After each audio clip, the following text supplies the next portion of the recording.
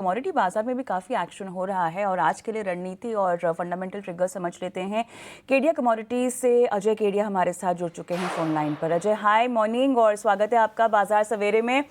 सोने चांदी से ही शुरुआत करेंगे, बताइएगा अब यहाँ पर कितनी और तेजी बाकी, क्योंकि जियोपॉलिटिकल टेंशन तो खत्म नहीं हो रही हैं और ऐसे में इनको लगातार एक ट्रिगर मिलता जा रहा है। थोड़ी सी मुनाफा वसूली होती है और उसके बाद कीमतें फिर से उछाल के साथ आगे बढ़नी शुरू हो जाती है। लेकिन ओवरऑल फिलहाल के लिए अगर हम देखें तो क्या ट्रिगर्स काम कर रहे हैं और रणनीति किस दायरे में बनानी चाहिए चाल के लिहाज से?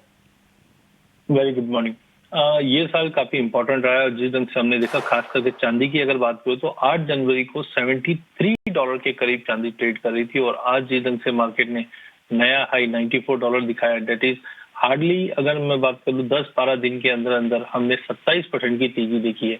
बिल्कुल इसके अंदर जियो पॉलिटिकल फ्रंट काफी इंपॉर्टेंट, जिस ढंग से डोनाल्ड ट्रंप अब ग्रीनलैंड को लेकर जो कंसर्न्स बन रहे हैं, ये कहीं ना कहीं प्राइजेस को एक सपोर्ट देता हुआ दिखाई देगा। कुल मिला के जियो पॉलिटिकल टेंशन, साथ में सप्लाई शॉर्ट जो है वो कंटिन्यू चल ही रहा है, जो मार्केट को अभी भी ट्रेड में इम्पैक्ट कर रहा है। टेक्निकली सीवियरली ओवरबॉट है, तो जो भी ट्रेड करे वो इंट्राडे के प्रोस्पेक्टिव करे। अभी भी दोनों ही काउंटर, सोने और चांदी, दोनों में ही तेजी जारी रहेगी। आज भी इंटरनेशनल में देखें तो 1.5% की तेजी इंटरनेशनल गोल्ड और चांदी लगभग 3.5% की तेजी दिखा रहा है। तो आज का ट्रेड सेटअप में डोमेस्टिक मार्केट में 1,42,500 पे आप गोल्ड लेके चलिए 1,44,000 के टारगेट के लिए, जबकि चांदी ज्यादा स्ट्रांग दिखाई दे रही, क्योंकि गोल्ड सिल्वर रेशियो पहली बार पिछले 12 साल के अंदर गोल्ड 50 का लेवल तोड़ चुकी है। तो चांदी में 2,88,000 पे बाय करके चलिए, 2,94,000 तक के टारगेट देखने मिल सकते हैं। ठीक है, यहाँ पर इंट्राडे के लिहाज से सोने और चांदी में खरीदारी की राय आपने सुझाई है। सोने पर 1,42,500 के लेवल पर खरीदारी करनी है, 1,41,500 का एसएल लगाना है, टारगेट यहाँ पर 1,44,000 तक के घरेलू बाजार में। वहीं चांदी की बात करें तो यहाँ पर ज़्यादा बुलिश हैं आप और 2,88,000 का लेवल पे आपको खरीदारी करनी है, कैसे लगाना है 2,86,000 का, टारगेट्स 2,94,000 तक के यहाँ पर मिलते हुए नजर आएंगे। अजय जी, कच्चे तेल को लेकर क्या राय है? जिस तरह के कंसर्न्स फिर से जियोपॉलिटिकल लेवल पर बन रहे हैं, यहाँ पर सप्लाई रिस्क फिलहाल अभी भी बरकरार है और ब्रेंट की बात करें तो $64 पर कारोबार करता हुआ नजर आ रहा है। कच्चे तेल में आगे के लिए क्या रणनीति बनाना चाहिए? देखिए, जैसे जनवरी स्टार्ट हुआ, वेनेजुला के साथ कॉन्फ्लिक्ट था, तो वी वर एक्सपेक्टिंग कि इसका कोई कॉन्सिक्वेंस बहुत ज्यादा दिखाई देगा, बट वैसा हुआ नहीं और मार्केट थोड़ा स्टेबल था। बट अब जिस ढंग से ईरान के साथ जो तनाव बढ़ा था, उसके चलते हमने $66 का भी लेवल पार करते हुए दिखा था। हालांकि डी एस्केलेशन की बातें चल रही थी, जिसके चलते ये फॉल बैक भी आया, बट मुझे लगता है जब तक ईरान और यूएस के बीच में तनाव बिल्कुल तरीके से खत्म नहीं होता, एक प्रोबेबिलिटी रहेगी कि ब्रेंट में अभी भी हम तेजी देख पाएंगे। जब तक $62 के ऊपर मेंटेन है, 67-68 की भी तैयारी हो सकती है। हालांकि सप्लाई अच्छी है, बट रिस्क प्रीमियम अभी बना है। तो आई थिंक 5350 के थोड़े ड्रॉप पे लेके चलिए, 5250 का स्टॉप लॉस रखिए, बट तेजी चार्ट्स पे दिखाई दे रही है जो 5500 का लेवल दिखा सकती है। तो जहाँ तक कच्चे तेल की बात है, 5500 का टारगेट और 5250 का आपने स्टॉप लॉस भी रेकमेंड किया है। अजय, बेस मेटल्स में बहुत ज़्यादा एक्शन हो रहा है, अब यहाँ पर इंट्राडे के लिहाज से रणनीति बनाकर ही चलना चाहिए या आपको लगता है कि कुछ लंबा भी खेला जा सकता है?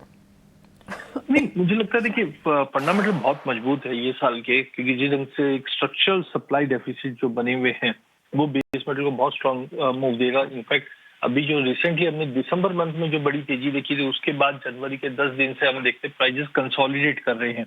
ना कॉपर 1320 के ऊपर जा पा रहा है, ना ही 1280 के नीचे जा पा रहा है, बट दैट डजंट मीन कि स्ट्रक्चर में कोई चेंजेस आया है। तो एक रैली के बाद कंसोलिडेशन चल रहा है, but I think copper, zinc, aluminium तीनों ही काउंटर में मुझे लगता है काफी अच्छी तेजी। साथ में चाइनीज न्यू ईयर अब सामने है, तो ये पीरियड में जनरली हम देखते हैं ऑर्डर बुक्स भी स्ट्रांग रहती है, चाइना के नंबर्स भी ठीक ठाक है। तो टाइमिंग पर मुझे लगता है प्राइजेस कंसोलिडेट में है और इसी कंसोलिडेशन में अगला हफ्ता भर निकाल सकता है, बट स्ट्रक्चर लॉन्ग टर्म के लिए बहुत अच्छा है। कॉपर में आज वैसे इंटरडे के लिहाज से 1286 पे लेके चलिए, 1300 का टारगेट है, बट वी आर एक्सपेक्टिंग कि first half of 2026 we can see के एटलीस्ट 18 to 20% का गेन कॉपर में मिल जाए, जो इंटरनेशनल में $15,500 से $16,000 तक का लेवल दिखा सकता है। जिंक भी आज इंटरडे में 312 में लीजिए, 316 का टारगेट रहेगा। एल्यूमिनियम में 316 में लीजिए, 320 का टारगेट रहेगा।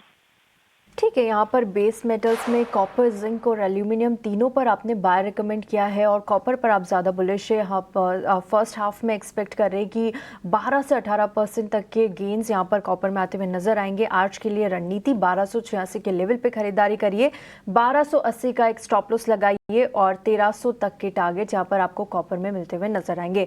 जिंक पर 312 के लेवल पर खरीदारी की राय, SL 309 का टारगेट 316 तक के और एल्यूमिनियम पर भी 316 के लेवल पर आप खरीद के चलिए, 314 का SL लगाइए और टारगेट यहाँ पर 320 तक के आते हुए मिलेंगे।